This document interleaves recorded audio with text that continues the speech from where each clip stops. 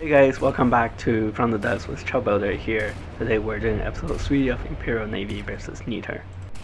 Starting off with a pretty small battle here, we got the Imperial gunship and the fighter bomber against a single Atlas. As you can see, the Atlas gets evaporated pretty quickly from the sun missiles.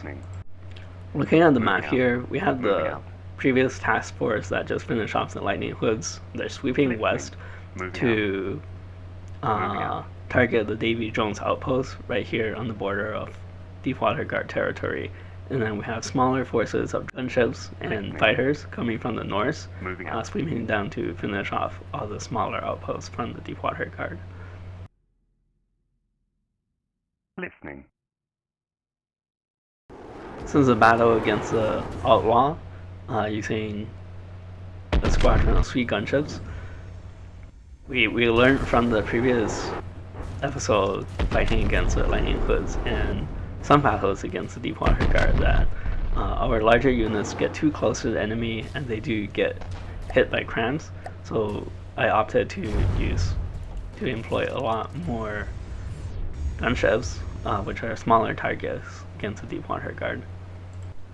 We started the battle against Davy Jones outpost using 2 destroyers and a gunship from the previous fight against the Lightning Hoods. You can see the broadsides coming in. Engaging now. There isn't really too much to say here. We're way overmatched against what the Deep Water Guard is able to throw at us. They don't have any of their larger warships right now, which is a bit of a shame, but we do need to grab their resources and start using them to build ships against the Steel Striders or Twin Guard or any of the harder factions. Beautiful sunrise here, beautiful full broadsides.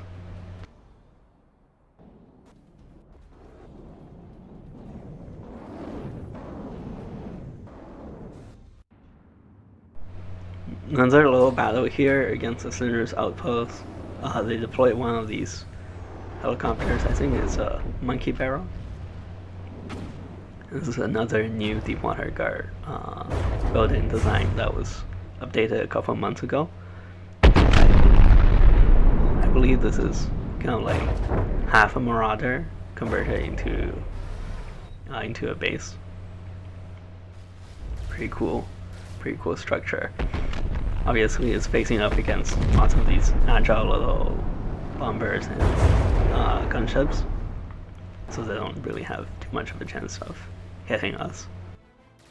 The gunships are deploying 2 large sun missiles, as we've seen in a couple of previous battles, and they're doing massive damage against the Deep Water Guard. So obviously the missiles can also be explosive or frag and still be quite damaging, but I want the missiles to be high speed and doing some damage so they can't get through defenses pretty easily and reliably, right? So we're retreating from this battle with the airship gantry because the gantry is one of the headquarters of the Deep Water Guard, and if we destroy it, it might despawn the whole faction along with South Fleet, and that might mess up the campaign a little bit. So we have to destroy South Fleet and then come back and mop up the airship gantry. That's kind of the intended order for the campaign. Here we go. This is a battle against Deep Water Guard South Fleet. Listening. You can see they got a Felix Geiger Engaging now. Listening. bomber, got a Corsair, and we brought 2 destroyers and a bunch of small units into this battle. Destroyers are meant to target the larger Deep Water Guard warships, and the smaller units are to do any anti-air duty. Engaging now. We evaporated that Corsair in 1 broadside. Let's see.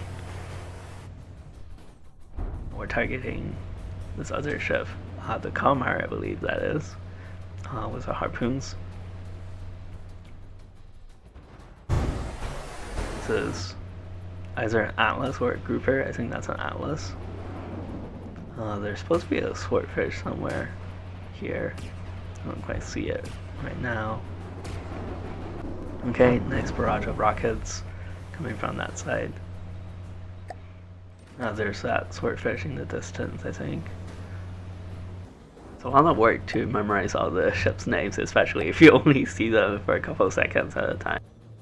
Okay, the destroyers are backing off. Getting ready for another broadside, although I don't think that Atlas can survive another broadside. Now the swordfish is being pincered between the two destroyers. Let's see if we can get another broadside off. Although I think because the ships have just fired, they're reloading the guns now. I'm doing a lot of manual commands, giving the ships commands what to target, just to prevent them from chasing when target too far from the battlefield, or giving them right priorities to target a target of opportunity. This is a Kalmar from before. I think we left it alone for a little bit, so that's why it survived for so long. And now we're targeting Captain South's ship again. Although we don't see any of the munition defenses it's supposed to have.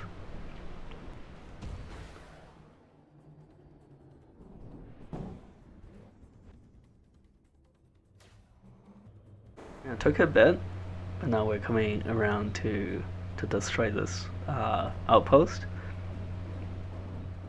We're gantry naval facility.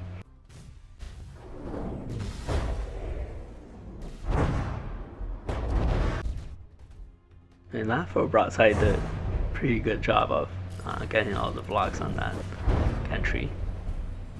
Hey, now we're finally circling back to destroy the main headquarters of Deep Guard airship gantry here.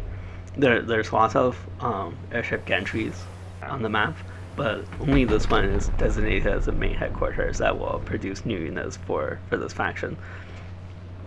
So once both the Davy Jones outpost and this one is destroyed, it will despawn the Deepwater Guard faction, and that will cause all the resource zones to be cleared up for our occupation, and then we can start taking, resources from pretty much the whole bottom of the map without really worrying about our transports bumping into and getting blockaded by random villages or other Deepwater Guard vessels. So the lesson from Deepwater Guard, right? Like, all of their units are quite small and fragile. It's very easy to destroy them.